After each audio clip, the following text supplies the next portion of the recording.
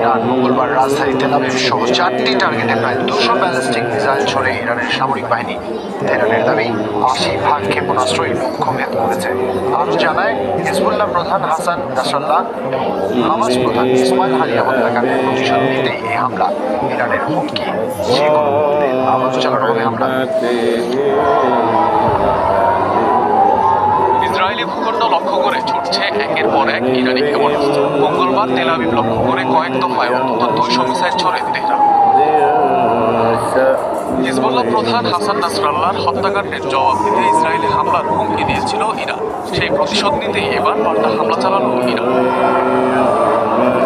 Jordan পশ্চিম তীর Jerusalem পার হয়ে এসব ব্যালিস্টিক ক্ষেপণাস্ত্র পৌঁছায় ইসরায়েলে। হামলার কথা স্বীকার করেছে তেহরান, তেল আবিব। আন্তর্জাতিক বিভিন্ন গণমাধ্যম বলছে বেশ কিছু ক্ষেপণাস্ত্র বিস্ফোরিত হয়েছে ইসরায়েলের নানা স্থানে। তেহরানের হুঁশিয়ারি এখানেই শেষ নয়, আরও হামলা করা হবে ইসরায়েল।